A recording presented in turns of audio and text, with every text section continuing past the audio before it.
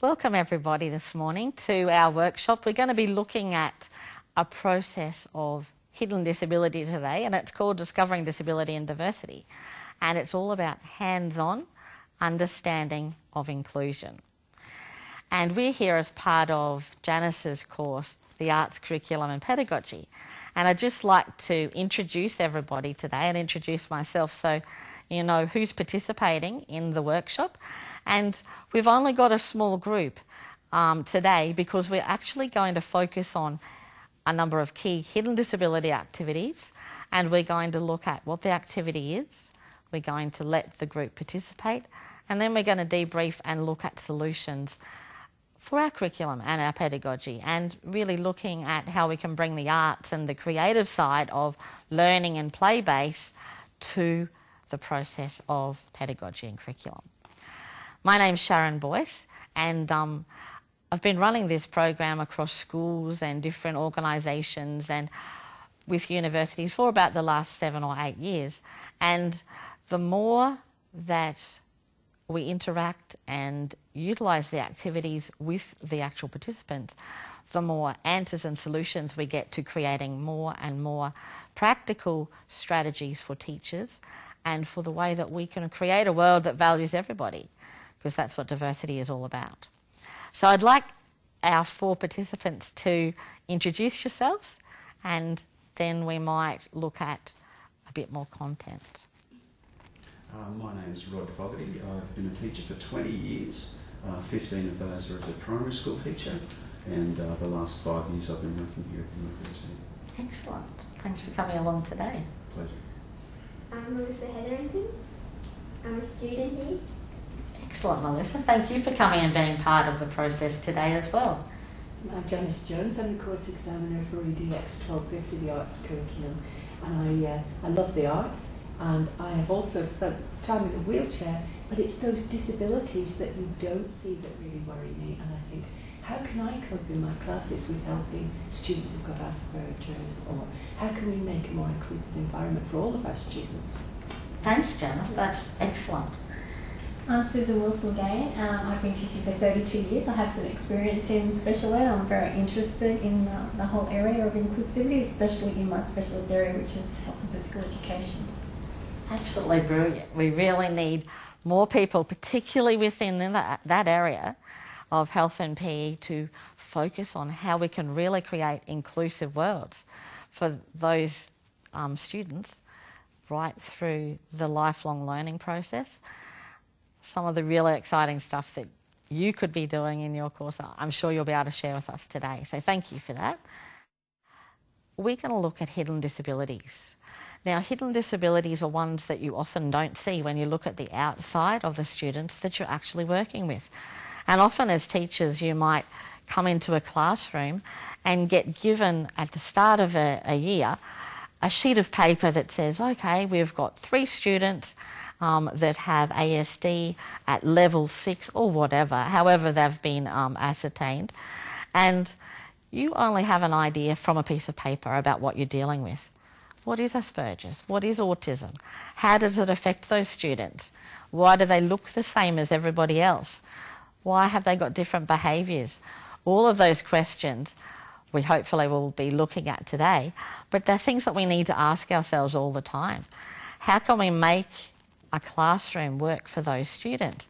How can we make it work for us? And how can we give them a voice as well? Because sometimes they don't have a chance to be able to say or express what they really want or need. And I think sometimes there's a level of frustration and behaviours that are exhibited that we often jump to the conclusion, oh, they're going to be a behaviour management issue, or we're scared, or we don't know. So in other words, how do we make the everyday classroom work for a child who looks the same as every other child, but is operating at a very different level? We're going to do that for autism and Asperger's. We're going to look also at an activity which is done with mirrors, which is a perceptual motor activity, but it also has a lot of other different levels built into it. Intellectual impairment, it really simulates what it's like to have cerebral palsy.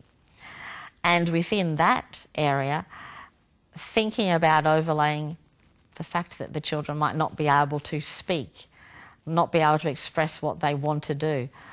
Sometimes your body just won't do what you want to do, and you know in your head what you want to achieve. And the frustration of that. How do we overcome that? And we're going to throw you in the deep end and let you experience what that's like. And then we're going to critically reflect on how we felt as individuals. Make it real for ourselves. Because if we can make it real for ourselves, it'll give us the answers as to what we as teachers can do for those kids. Because if we don't like something, you can be absolutely assured that that is how those students are going to feel. And as teachers, it's our role to actually adapt our curriculum and the way that we teach to make a day good for those students, to make their learning work, to make their educational opportunities and outcomes the best that they can be. That's the only reason we're there as teachers. The students don't have to change. They're there to learn. And our role is to support that learning and engage with those learning processes. And I think that's sometimes a little bit of a struggle for all of us as teachers, because we often reproduce what we were taught when we were young and we were at school. And we don't want to be that sort of teacher. We want to be a teacher that looks at new knowledge and looks at exciting opportunities and looks at using technologies and all of those sorts of things. Because if we can do that, we can bring those chances to these students that they might not have otherwise. I know sometimes when we look at the outside of a certain student, we jump to conclusions. And people do that all the time with me.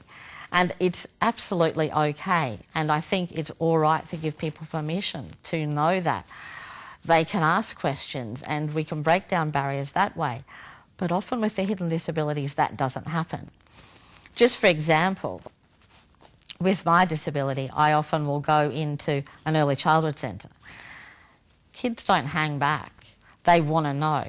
And the minute that you get there, it's like, excuse me, but how come you've got funny fingers?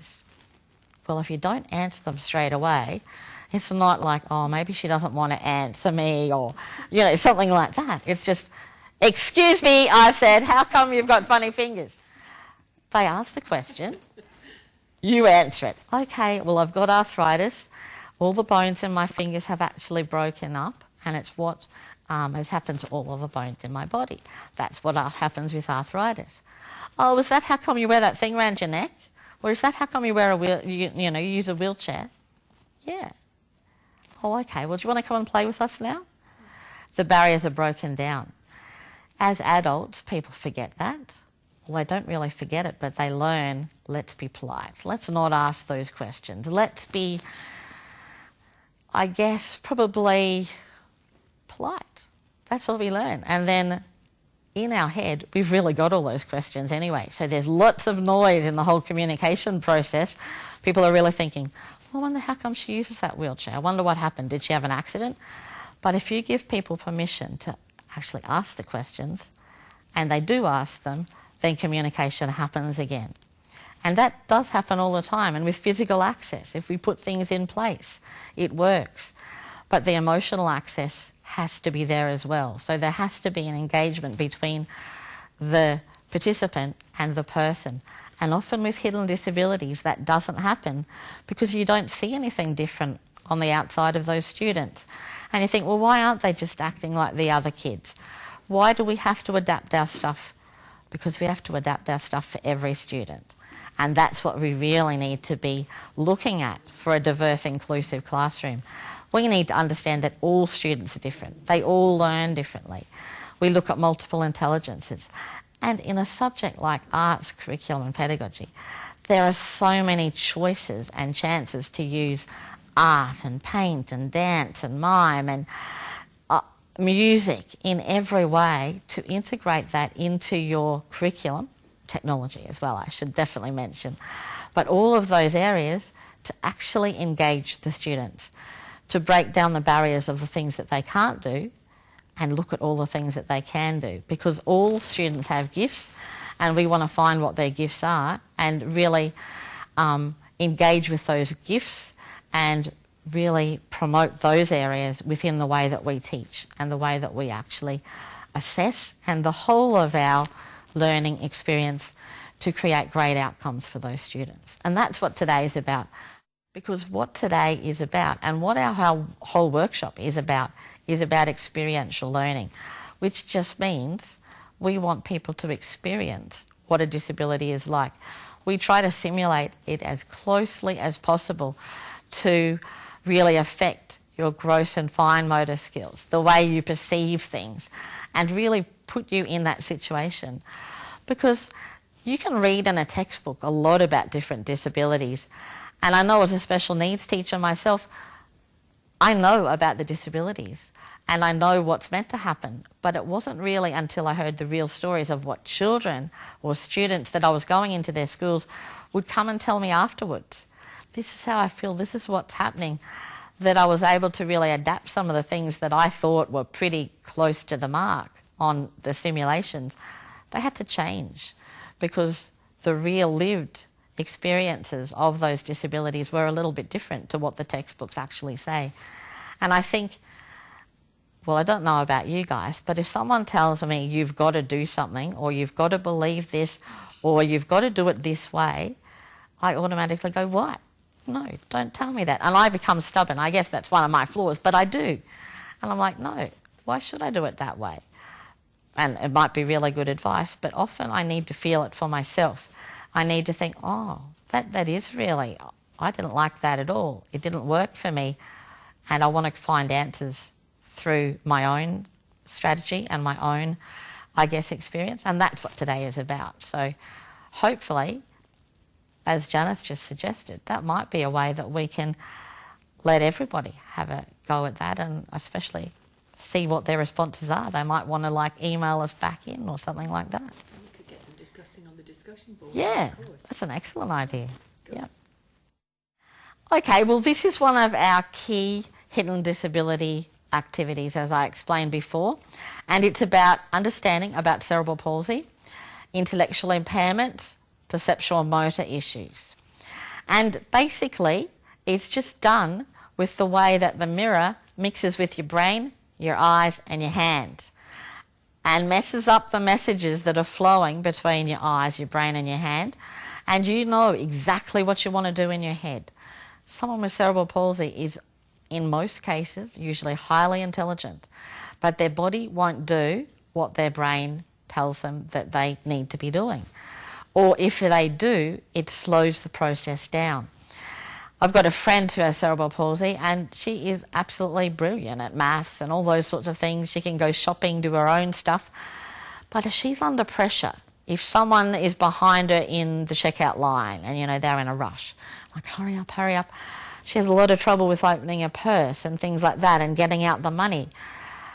She's fine if there's no pressure on her. But if she's feeling pressure in her head or if she's in a taxi and they're like, oh, we've got to get to our next job, it all falls apart, drops the money on the floor or can't do it. And that's because the messages start to get mixed up when she puts pressure on herself. You're going to feel that, or most of you are going to feel that today. It's very rare if somebody can do this within a group. Probably in every group there's one or two people, and I'm saying an average group size of about 30, that can do it. And they won't really get to feel what it's like to have cerebral palsy. But it really says something different. It says another way that person is very much a different person in the way that they process information and they look at situations quite differently to the majority of people. But we don't really need to go into that because what this is simulating is that feeling, that frustration, and the idea that you want to achieve it, but you don't know how, and it's not working for you. I love doing this with paint and those sorts of things, but I think we'll talk about that after we've done the activity and come up with some solutions that you guys have come up with. So what I'm just going to do is just check that we're all on the same page and that we know what we've got to do. We'll get Rob to come up to the picture. He's going to demonstrate it for us, and Janice is going to stop him from looking down directly at his giraffe. So what he's got to do is step up to the giraffe, let his eyes look in the mirror.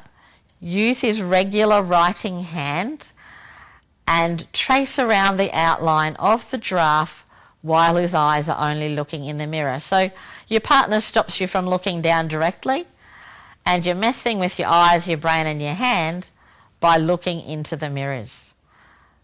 Excellent, that's what we've got to do. We might get Melissa and Susan to step up and start trying theirs as well, and we'll let Rob continue on and see how he goes. And then I'll get you to fill in the pink sheets.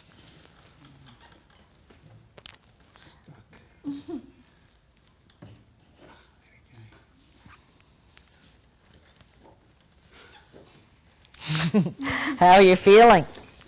It's funny, I was really nervous before I started. Yeah? Because I thought, I can't do this. And I felt nervous.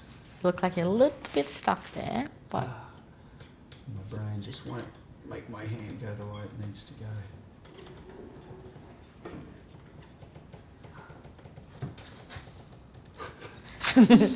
this giraffe's Poor got a giraffe. few just I might extra start- pieces. I'm gonna pick my hand up and go somewhere else and see if I can. How are you feeling, Susan? Unco?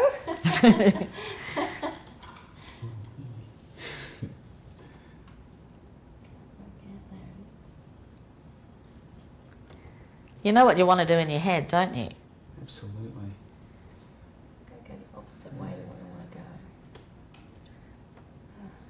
to go. Even picking a spot on the page and going, I want to go there, is difficult. Yeah. So you're finding it difficult to know where the pen and the paper Yeah, are yeah. because you're looking in the mirror. That's what I do. It must be so frustrating though, because It's the longer you do that, the more you finish your own. I'm Had exhausted. enough? You're Yep. exhausted. Yeah. Okay. Gosh, Well, just look into the distance for a little while and get your eyes back to normal, and then you and Janice can swap, and Janice no. can have her go. I was looking You forward don't to not get out having of to it, do this. Janice. Oh no. Beautiful butterfly. Oh, thank you, Rod. Okay. Gosh. Okay. Oh wow. Where do I need to hold it? Is that up? Yeah. Oh gosh, no, my pen's going completely the other way.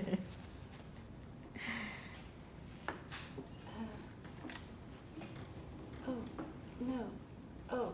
Oh no. Just doing it before.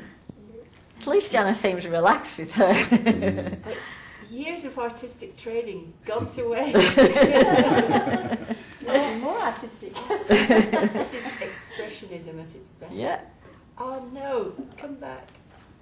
I'm No. gonna- You know how I was saying I felt nervous Yes, before yeah. I started doing the activity. I think because I had tried it before Absolutely. and I knew how Yep. it felt. And see, that's another level to bring to our discussion about how kids who might have failed the day before doing something, and you say, we're going to do Absolutely. this, Suddenly the Sick in the butterflies tummy and- No, I can't get to the head of the thing. It's gone.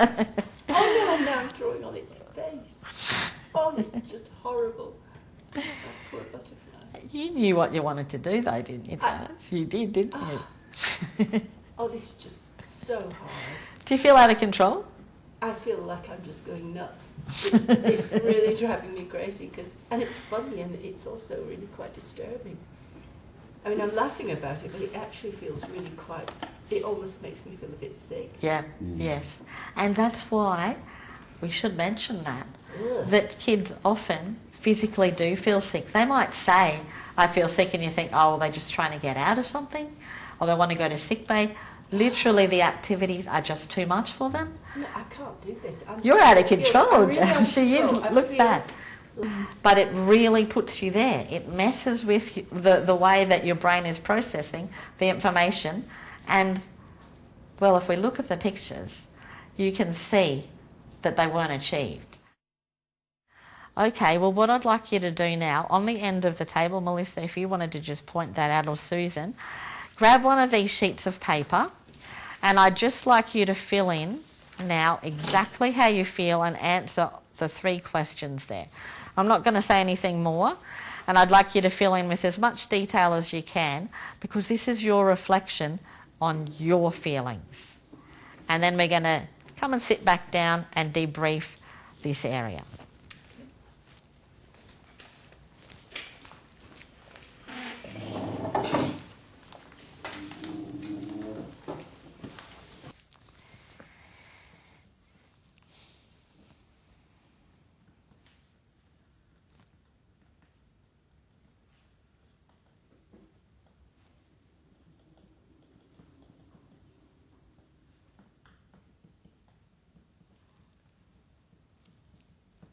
Excellent. Now, how are you all feeling?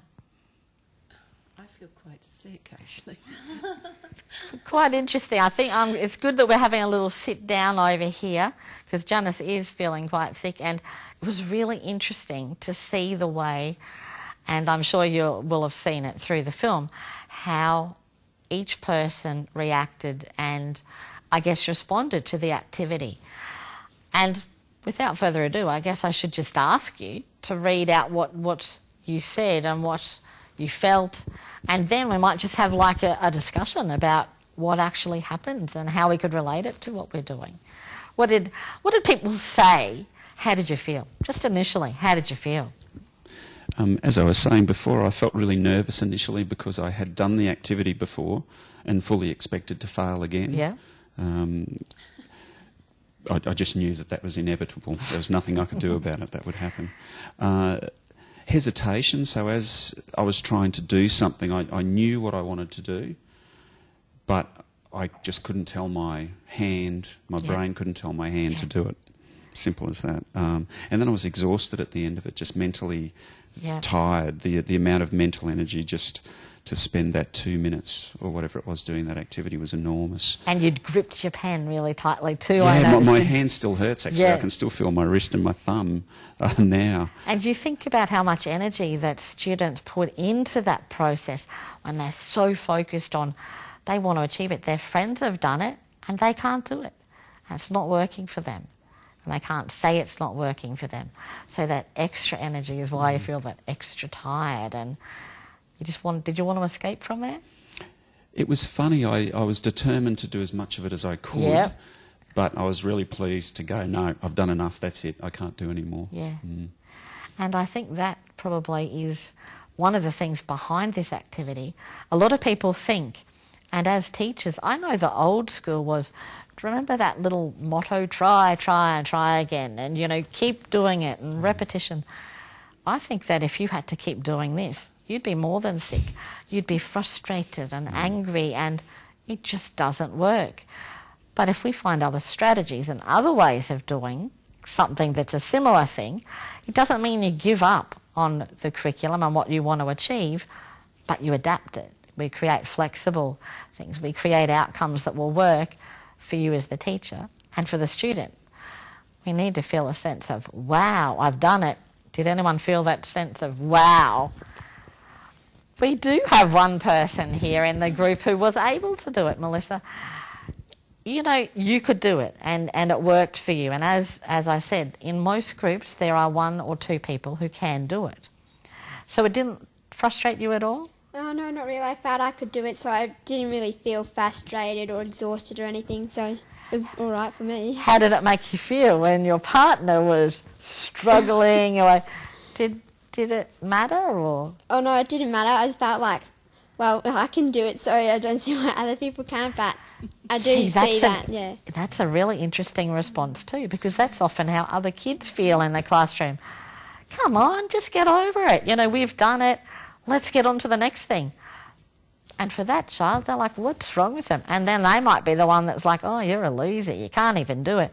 And then the child feels worse and worse and worse and beats themselves up. And you have lots of levels of issues that start to evolve when there's no sense of engagement or achievement with the task. So that's interesting that you felt like that, oh, gee, I wish they'd just get on with it. That sort of feeling? And that, the person who's doing it is probably thinking, oh, I wish I could escape from this, which we'll hear what they said. Let's hear what Janice said. Thanks, Melissa, for that. I've said that at first it felt like fun because I really am one of those people who love adventures and I like to try new things. But almost immediately I began to feel anxious when my hand wouldn't do what I was trying to get it to do. And it looked so simple. I could imagine myself doing it, but it wasn't working. Then I began to get distressed because my hand would simply not do what I was trying to get it to do. It wouldn't go there. Yeah. And the more I tried to force it, the more it made me feel a little bit out of control and wild. And then I got a bit feeling sick. I actually feel physically like I'm car sick. I feel as if I've been in a moving vehicle, thrown all over the place, and I wouldn't have thought that could happen. No. I just thought it was going to be dead easy. So I'm horrified. and none of this is pre-rehearsed, so that's really, really good, because that's what we want people to feel, because that's how kids in classrooms every day do feel. You know, I guess as a teacher you sometimes think, are they putting it on? And they're like, oh, I feel sick. Can I go to sick bay, miss? You know, that sort of thing.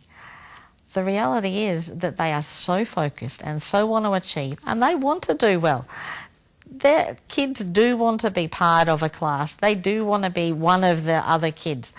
It's not about trying to avoid.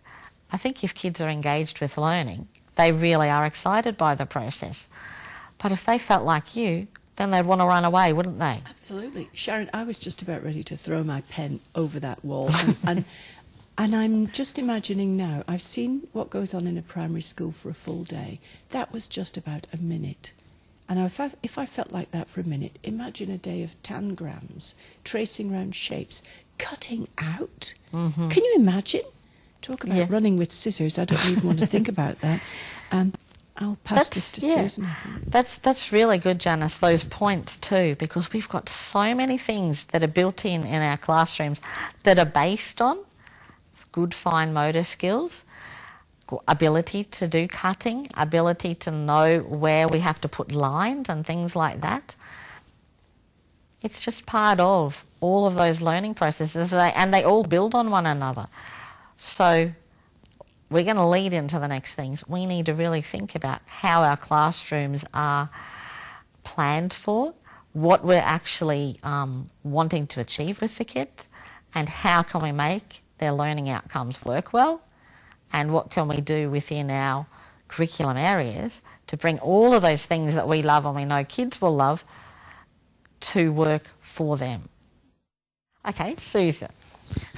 Well, I just felt uncoordinated, and I expect to be coordinated, so that's an unusual feeling for me. I didn't feel like Janice. I didn't feel like giving up, except that I know how I learn, so I would like to stop now and then come back to it in my own time and do it in my own time, and I still feel confident that I'd be able to learn how to do it. Good.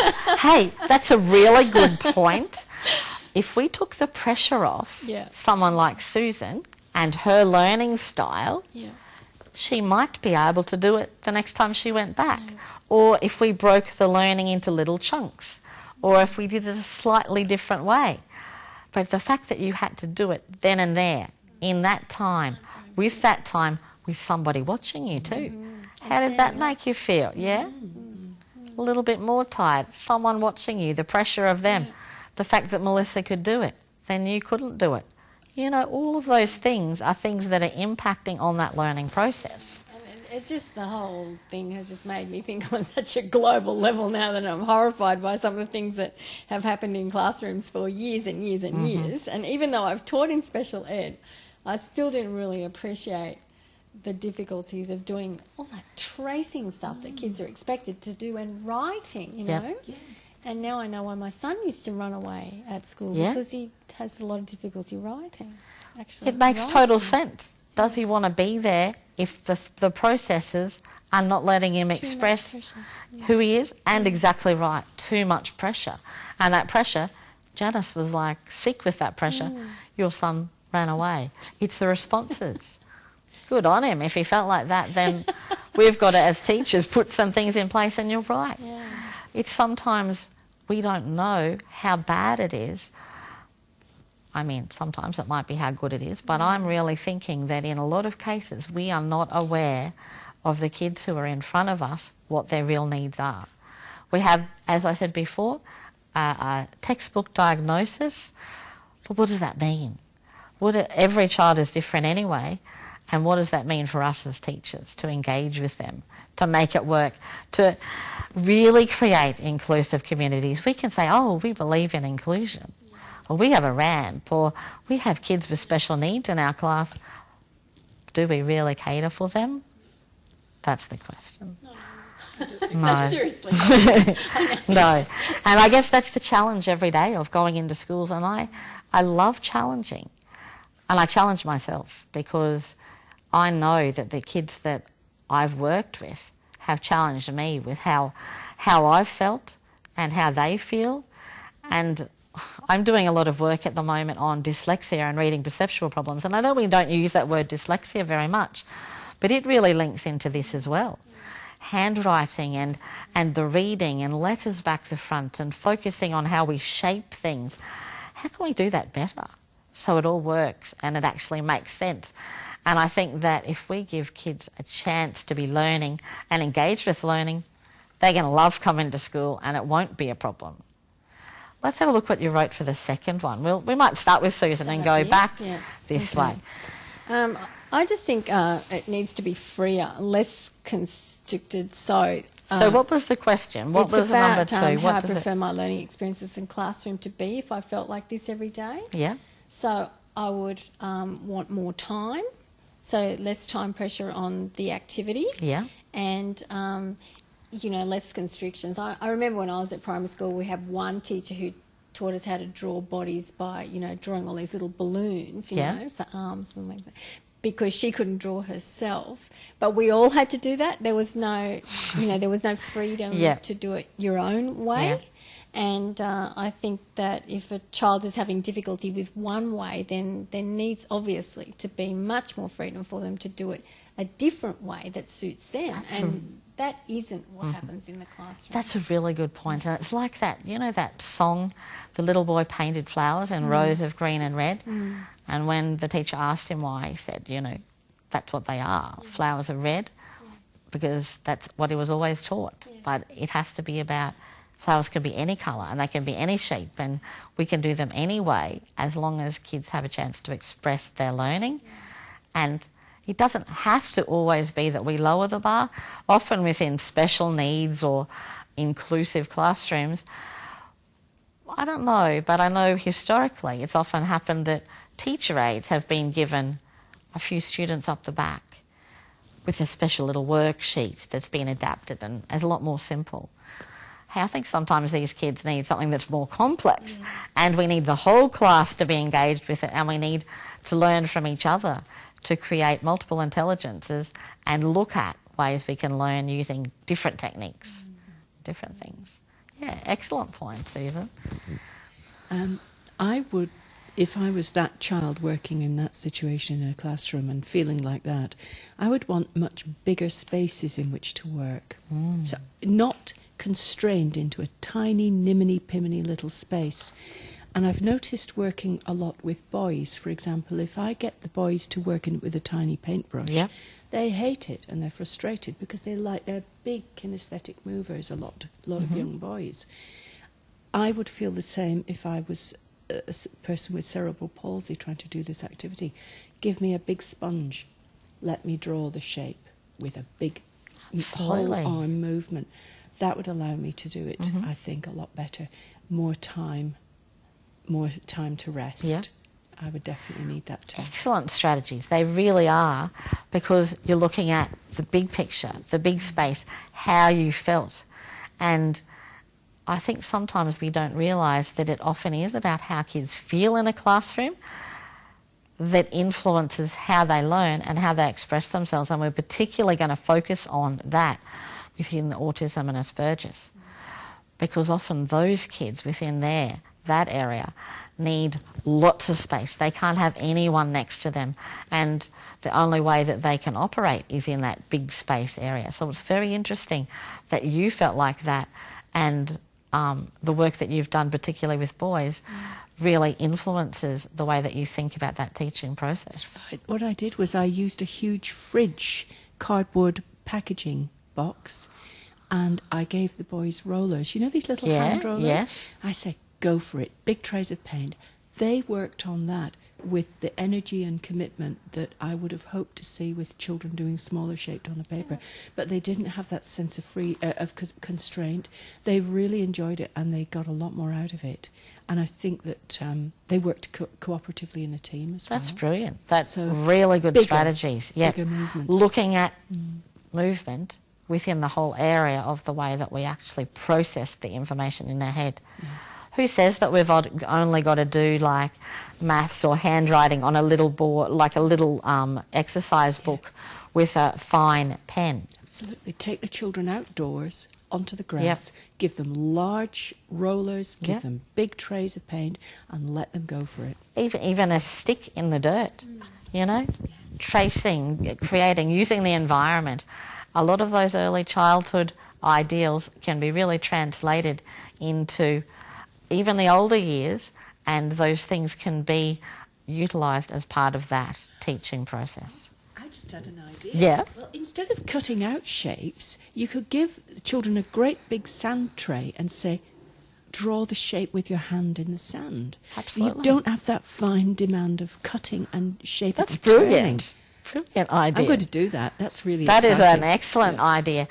Not only that, Janice, and utilising that, you're not only looking at texture, but you're also doing a lot of the tactile stuff with developing stuff you could even like link in with the H&PE stuff. And that way then we're looking at cross-curricular things. And that's one of the areas within this subject, isn't it? About how we link different areas of the curriculum together. And that, I guess, is a great idea. So take that on board, everybody. Now, Melissa, that second question, if you felt like that every day and you were like questioning all the other people around you that couldn't do it, how would your class feel for you? I think it would feel alright because I would feel like I could be achieving something and they wouldn't be able to do it. So it makes me feel good, probably. That is a good point. Do you think also you might get bored if they were all still doing that and every day the teacher said, well, let's try this one again? Would you be bored? Would you want other things to be able to go on with? Or? Well, yeah, if you had to do the same thing every day, you wouldn't be able to learn something different and you would get sick of doing it. Yeah, that's very true. And I think that's sometimes what happens and why we get disengaged learners in a class when there's one or two people who can do it. And we refocus on going to the same thing instead of maybe utilising, like Melissa's skills, to be able to help the students and do it another way. Going out to the sand pit, doing those shapes, looking at the other ways we could actually use paint, and maybe challenging Melissa in a different way of doing stuff. So it's about engaging with the whole class as well, and that's what, if we're saying lived inclusion, we need to use the different intelligences that all the kids have to link together to create the good outcomes.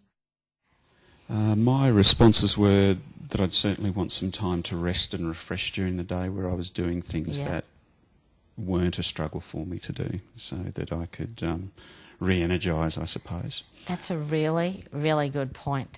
And would you want the sense of that you had at least some achievement somewhere? Absolutely. So, yep. Yeah. There's nothing better for the spirit and motivation than to achieve and go, oh, I can do something, so I'm good again now.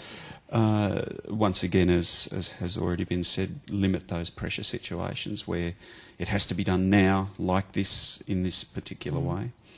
And I think to providing choice in the activities, so that goes on with that multiple intelligence idea, and that here's the activity, here's what needs to be achieved, but here are the possible different ways you could go about achieving that one thing. That's a really good point, is how we need to be flexible in that learning process. If we had a few different shape themes, that giraffe was pretty hard that you did. The butterfly wasn't that easy either, but the giraffe was very complex at the top. And I think if there was a more simple shape, or maybe not simple, but a different, edge to it, or do you have to use a fine tip marker? Could you use a sponge even to just outline the shape with a bit of paint splashed on it?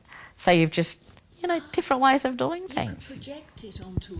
You could project it onto a wall with a data projector, or onto a big sheet of paper with a data projector, or with an overhead projector, and get the child to trace round with big movements with a very large crayon. That would be easier to achieve than small. Well, at least, and they would have achieved it, most probably. It would be something that there was a sense of, yay, I did it. I'm not I'm not the one that couldn't do it, or I don't like doing this. Yeah. Okay.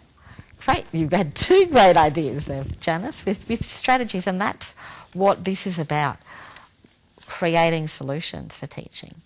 And in that process, I often go into workshops and people will say, well, I've got a child with cerebral palsy or intellectual impairment, and what can I do for them?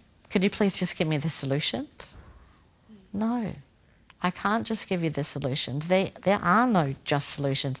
There's lots of them, but we need to experience them. We need to find out why they're going to work and how they're going to work and what will work. Because you can't say that this is a formula that will fit everybody, because that's not how things work. What did you say for the last one there, Rob? Okay, so the final question is about changing your teaching setting to make the experiences better for students with those sorts of difficulties. And my first response was, to be honest, I don't know how I would change it. And that is the most real response when you move away from there. That's exactly how I feel. I'm asked to demonstrate it. I can't, and it's not because of my physical disability. It's because I can't do it. It just won't work for me. So, yeah. And then after sitting, talking and listening to the responses, I think having a less structured, more open-ended approach to my teaching would be one way of doing it. And, as I said before, to provide more choice in ways of achieving outcomes or essential learnings or whatever they might be, that there's not one path to a particular outcome. There are lots of different possible pathways. That's the key to this. There's no one answer, and there's no one right or wrong thing within education, except that you need flexibility.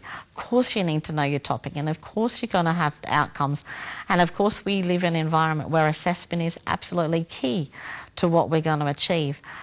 But if we don't have a learning environment that values that learning process and engages the kids, all the rest of it isn't any point at all.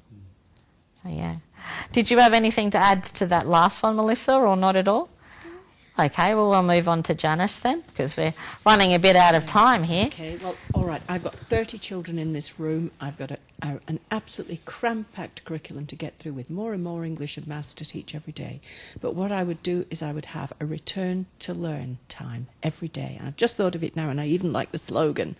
So you give the children 5 minutes in every day, that for the whole class, that they can choose whatever it is they want to go back to try and finish or to do better, and allow them alternative ways of doing things. And if need be, get them out of the classroom as often as you can so that they've got more space. It doesn't matter whether you're in a city or in a small village. You can go outdoors, you can go to a park. You can do things in a different way, or in the playground. Excellent, and I like your slogan, return to learn. I, particularly within the early childhood area, and particularly within the prep area, where we now have prep, working with the bell timetables with schools, and when a bell goes and the kids are just there, almost put that last little piece of paper to make their picture, or the last piece of the puzzle, and the bell goes, the teacher's like, packed up time, right, bell's gone, we've got to get our lunch boxes, we've got to do this. Have they felt that sense of, wow, I've done it? Or has the teacher slipped that last piece of puzzle in for them, and have they felt that sense of wow? No. So I've been suggesting in a lot of prep contexts that they have a little to-do. That's what I call it, the to-do area. And they might have shelves or something where they get to put their projects that they haven't finished on those shelves, and they can go back and do them after lunch or something. When they come in, there's like a time frame where they get to finish something of their day, so they feel that sense of, I don't know, Janice, that you'd want to go back to that butterfly in that context, but being adaptable and flexible if a child wants to try something different, making sure that you as the teacher check out the processes and what are happening, and then think about giving the child strategies or directions on how they could do it differently. And you're right, lead them outside, use other different activities, use different mediums to be able to achieve that same sort of outcome that you want them to be able to do, but a different way. I've gone way past this thinking here because, you know, we are really constrained, and it's the same issue for so many things. We are so constrained by the curriculum, and we are so constrained now by more and more testing coming into classrooms, and teachers being held more accountable by the public who expect the kids to have good results in numeracy and literacy. It's now going to take away from freedom in the classroom and make people more structured in what they do all day, every day, and less opportunity for kids to be included in activities, particularly kids who are having some sort of learning difficulty. The biggest dilemma is how that overlaying framework that we're being pushed into actually having as part of our teaching is going to constrain even more what we do as inclusive teachers. They're not new ideas, inclusivity and learning styles and all those things. They're not new ideas, but people still haven't brought them into the classroom, haven't adapted what they expect kids to do. They don't give children a choice of how they might present information. And, you know, art, I mean, art shouldn't be about tracing ever. It should really be about emotions and feelings. Freedom. So I would hope that no teacher's doing that to their students. Oh, but they do. They do, all right. Because they don't know. Colouring it in. It's banned. But even with writing, you know, why is writing so important in this computer age, you know? Absolutely. Why can't we look at multiple intelligences of utilising computers, and kids who can't write, why not give them a voice to be able to speak or use pictures or have computers and have or talk or mime or filming or, you know, music. I love doing this activity of putting on different types of music and letting any participants who are in our workshop, kids or adults or whatever, express with every different type of medium. I have hundreds of different types of, you know, crayons, paints, pencils, spray bottles, chalk that's wet, ink and liquid chalk, different ways of putting texture and paint and mediums on paper or the ground or wherever. It doesn't have to be on an A4 neat piece of paper. It could be on anything. It's looking outside of the square. It's utilising those things. And I think you're right. This is so much big picture, isn't it? And can you imagine how that feeling of cerebral palsy, which is what we looked at, perception, we could really have a workshop all day from that one activity on strategies as teachers we could engage for interesting curriculum and pedagogy within the arts. Okay, well, I think we should look next at our second hidden disability area, which is about autism and Asperger syndrome. Now, this is an area that is amazingly complex, and I don't want to make it seem too simple today, what we're doing, because I just am aware that every day that we go into schools and classrooms, that the kids that have been assessed as having autism are somewhere on a spectrum that is incredibly broad. You know, you have kids that are highly gifted, absolute geniuses, that have no ability to speak. But the stuff that's coming into their head is at such a high level that even the most educated teachers probably couldn't hope to be where those kids are. And then you have kids on the other end of the spectrum who have some form of intellectual impairment, but are usually highly gifted in some area as well. So there's the dilemma, and I guess all of the different interpretations that we make as individuals, that we might think a child who has intellectual impairment isn't going to be able to learn. How wrong is that? They're going to be able to learn and bring lots of things to a classroom. A child who can't speak, how can they communicate the great information that they've got in their head? Well, there's technology. There's so many different ways that they could do it, and within so many different areas that we really need to be open to everything with this activity. What we try to do and simulate is the feeling that that child has in a classroom. And that's only one tiny area of the day, as Janice said, like for a 5-minute session of doing that. I've worked with lots of little kids who have autism, and they know they're different.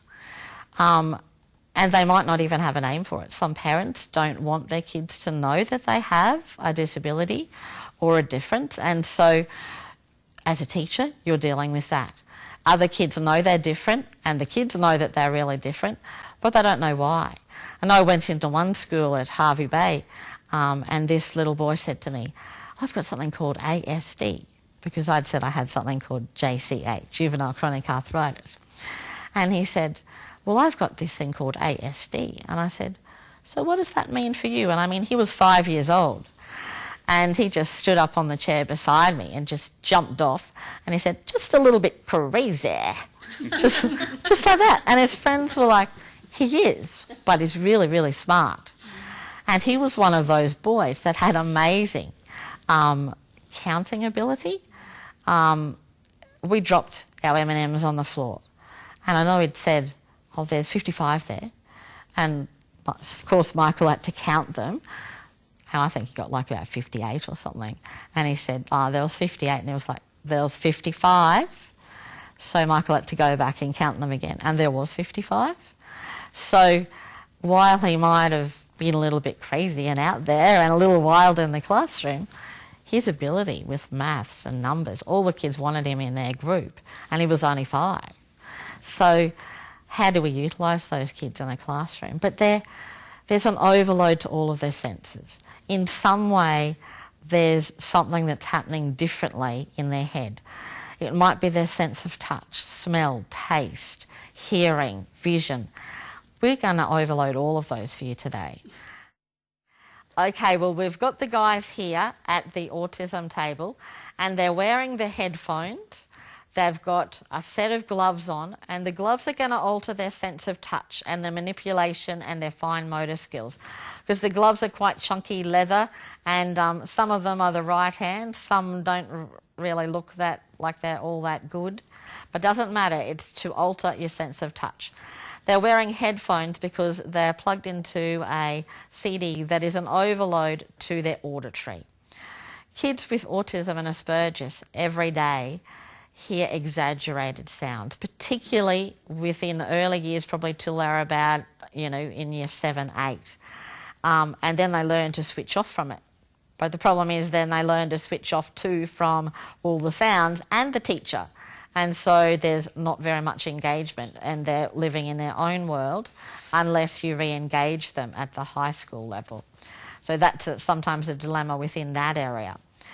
You're wearing different coloured glasses, and this is to alter the visual perception.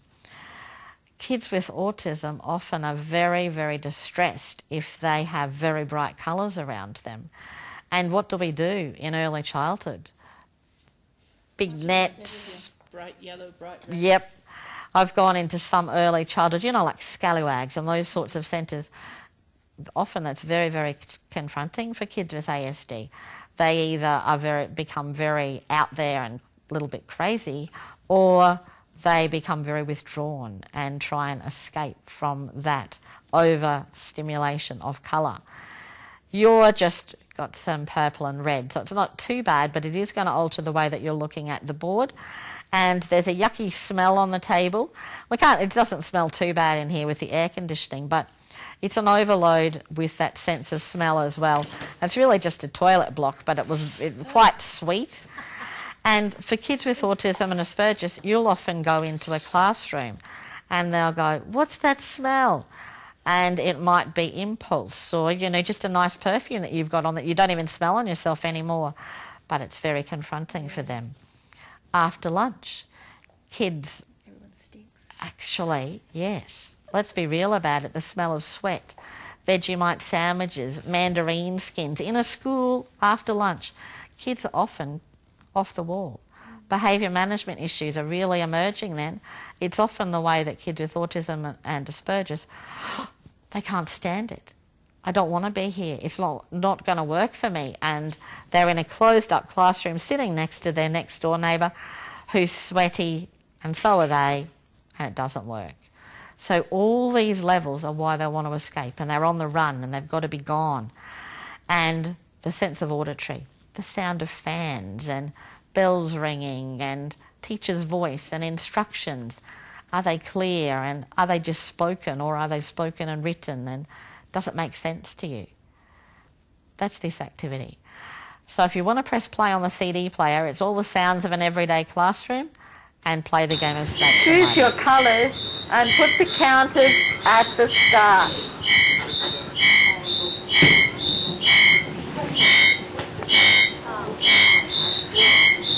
No, no. You start at 100, not on 1.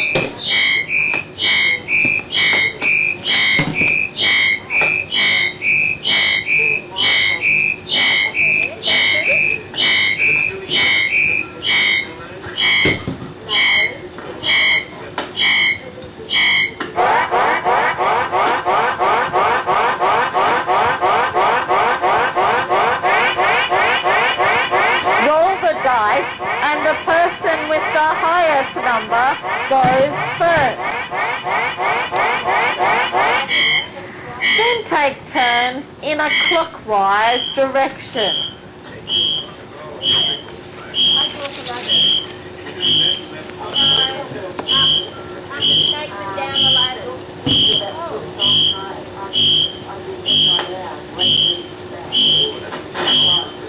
Should I be on 7? 1 plus 6 is 7? No, no. You go up the snakes and down the ladders. Choose your colours and put the counters at the start. I don't think that's right, actually, that instruction about up the snake and down the ladders. It's the other way around. No, no. You start at 100, not on 1.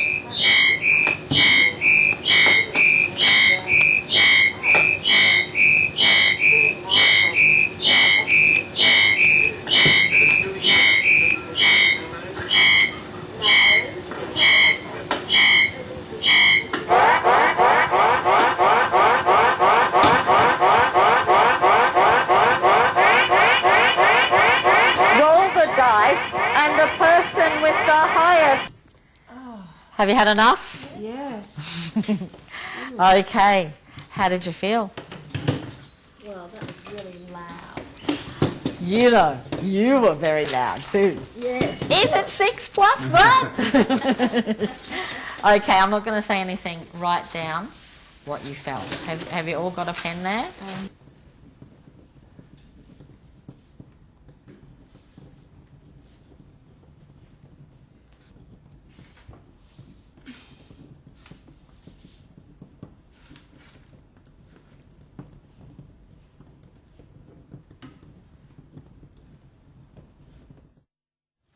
Let's just a few words. What did you write?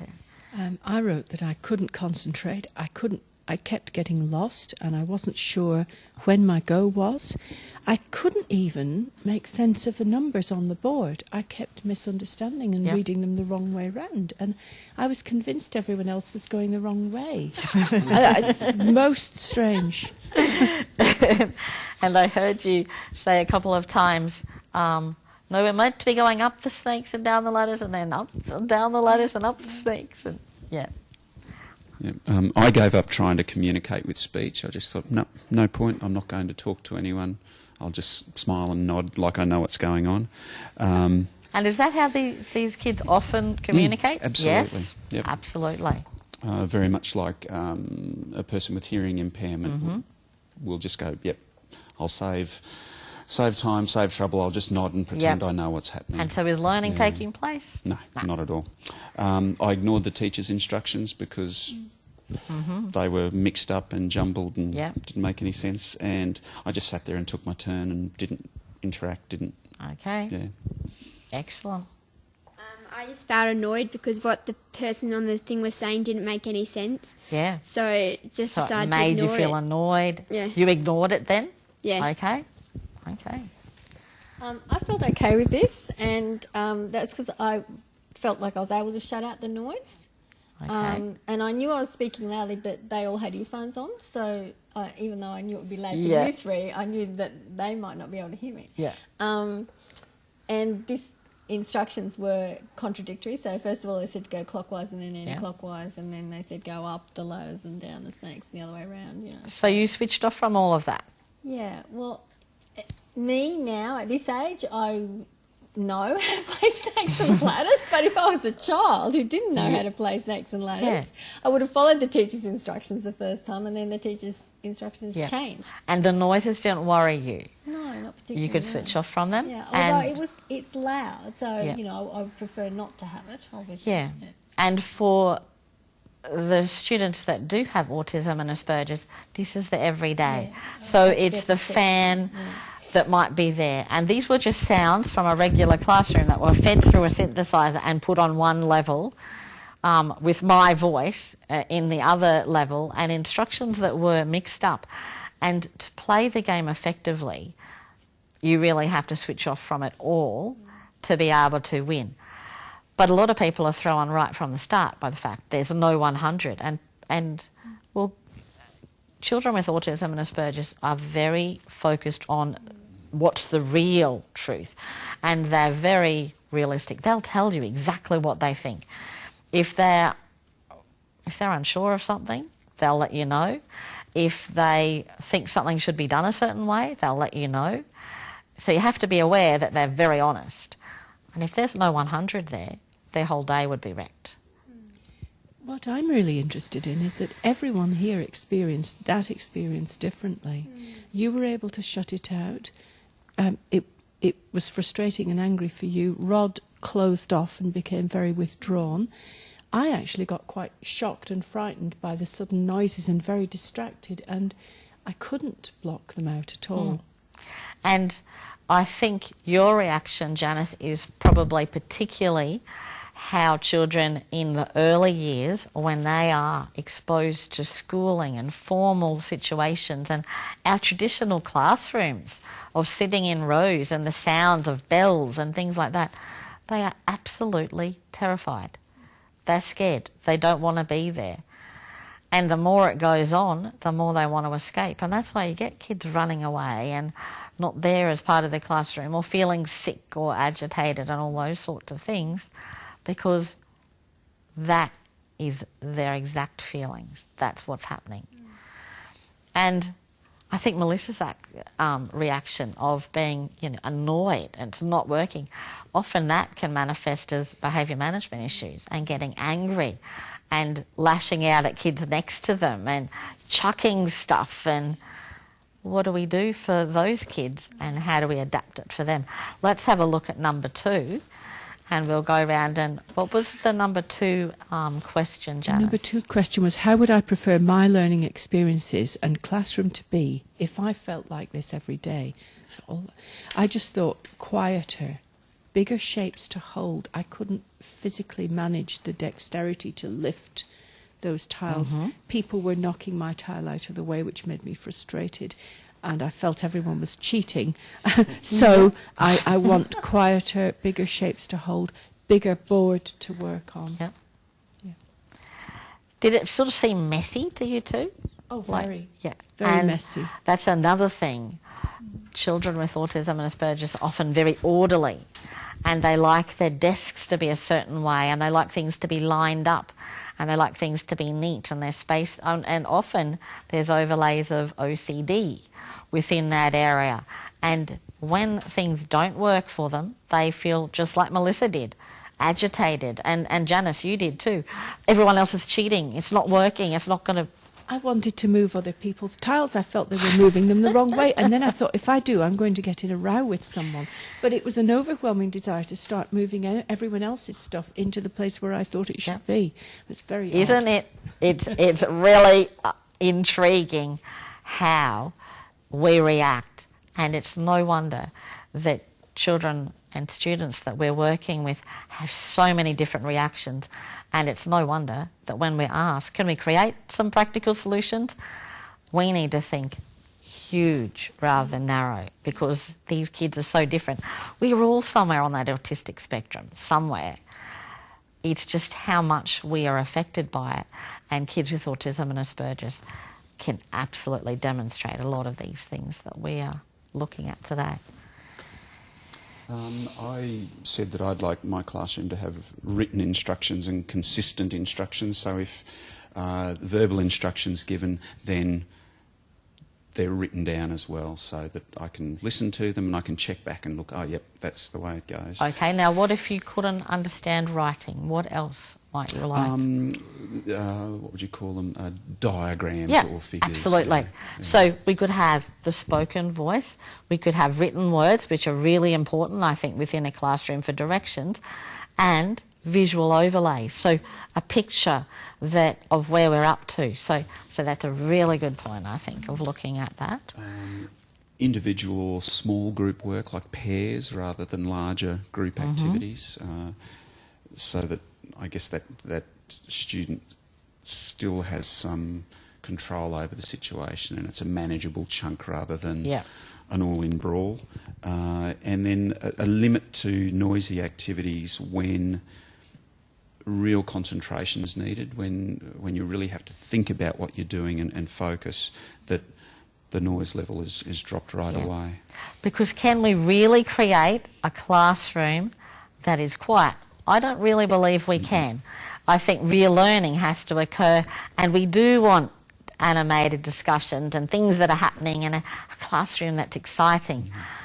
But we can create perceived spaces of quietness, and this is something that's really important with autism and Asperger's, is that the children feel there is somewhere they can go or be where they feel safe and quiet and can just switch off from that for a little bit, because, as Jana said, it gets to be too much. You overload with everything that's happening, and you're just like, it's not working, I want to move everyone else's stuff.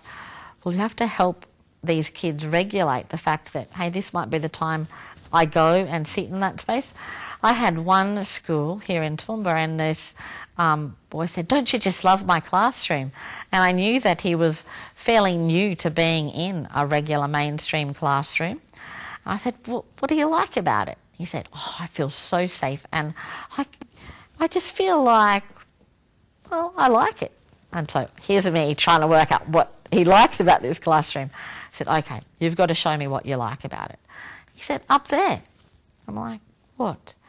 There was 2 white little melamine bookcases right next to the teacher's desk, and a bean bag in the middle of that, and just a sign that just said, this is a quiet zone. And it wasn't really any quieter. It was right next to the teacher's desk, but it was a little bit closed off. It was a space with a bean bag where he could relax. And he said, I can go there any time, even at lunchtime if I want. If it's too much for me outside, I can come in here.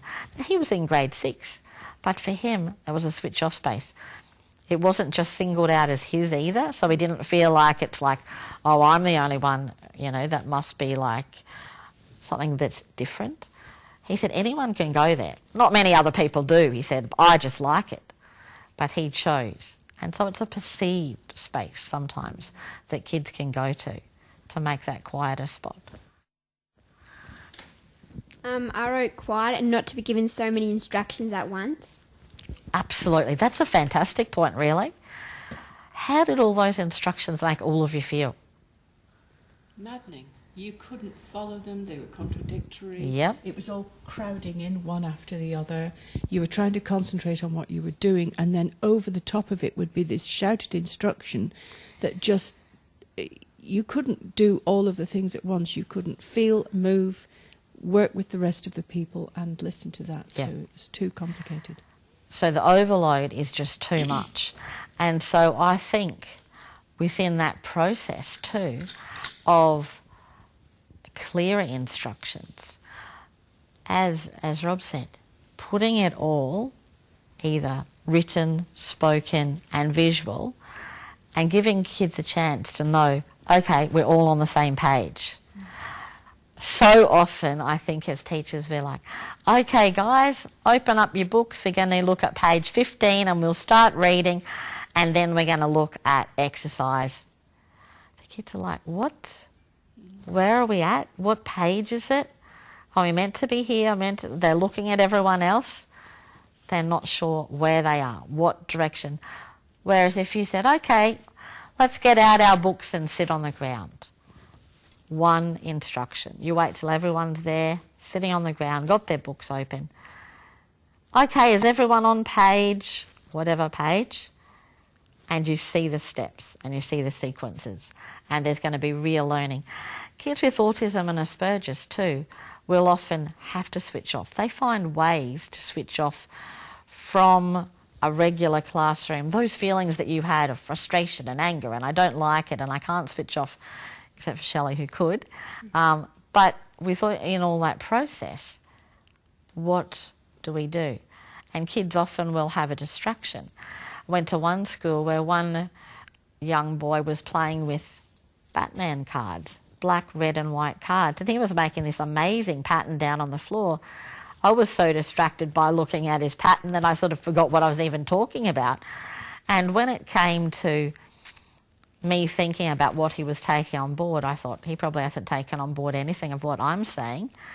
And when it came to going outside and doing the activities, I said to Michael, make sure you keep an eye on him and keep him focused, because I don't think he's taken on board anything that I've actually said. How wrong was I?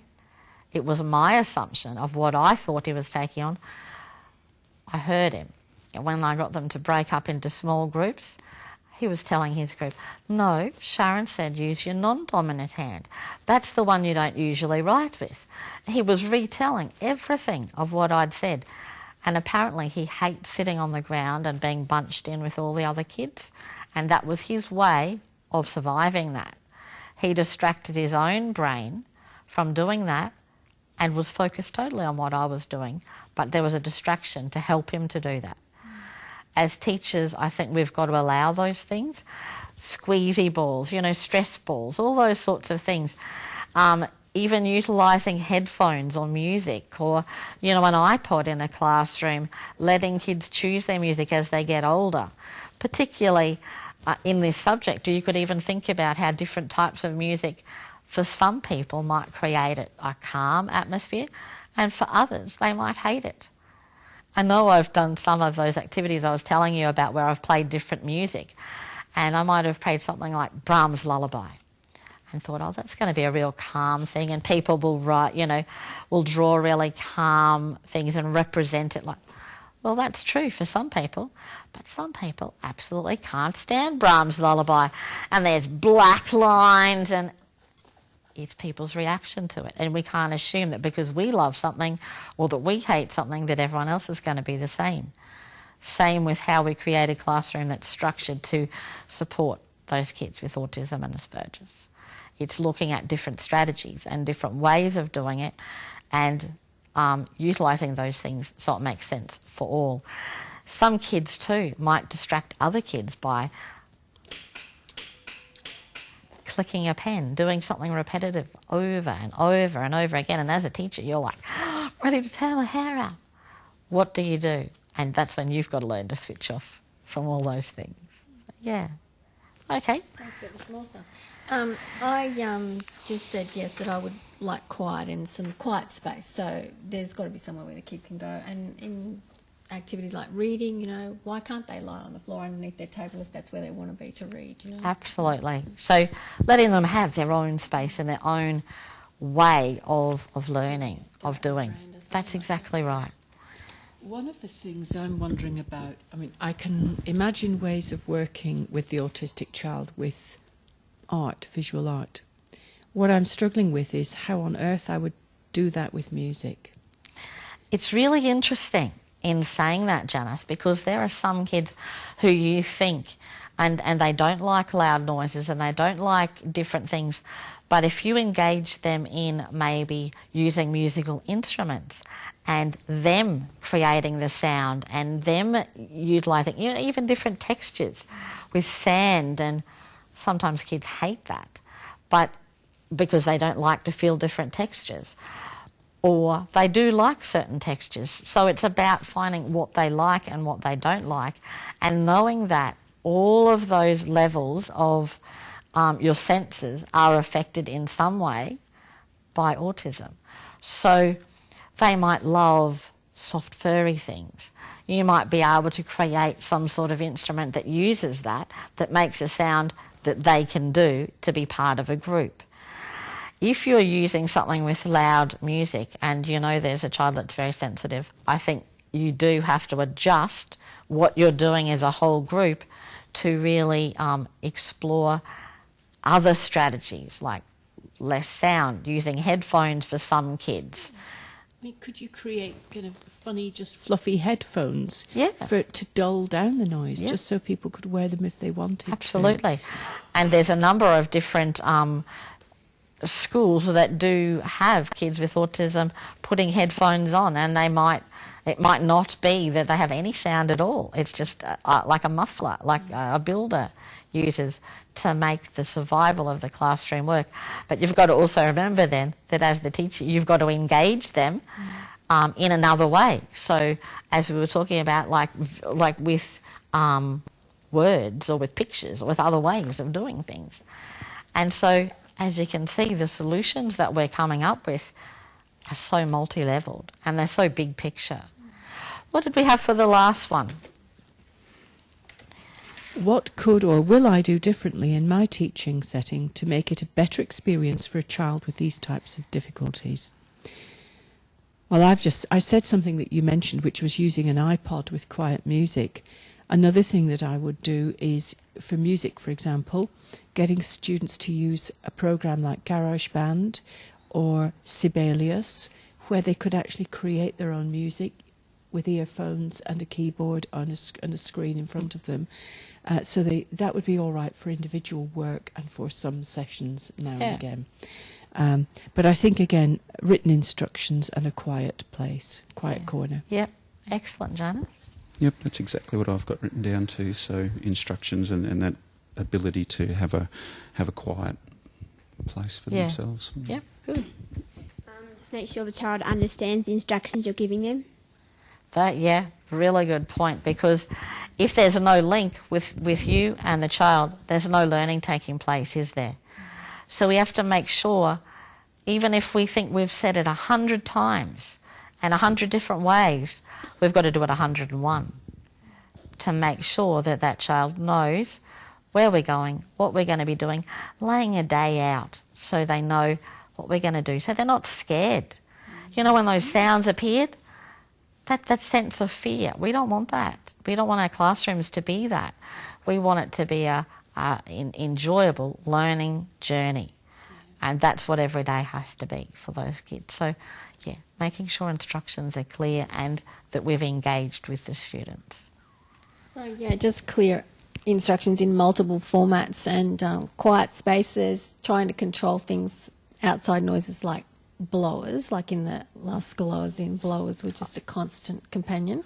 And do you mean like those blowout things, or like blow the leaves off the path? Because you could hear like helicopters and all sorts of things in that background. Yeah. And also turn the phone down. And in the last school I was in, we didn't have bells. We eliminated bells because they're very jarring and they weren't necessary. And that was in a high school, and everybody managed to change classes wherever they wanted to. So.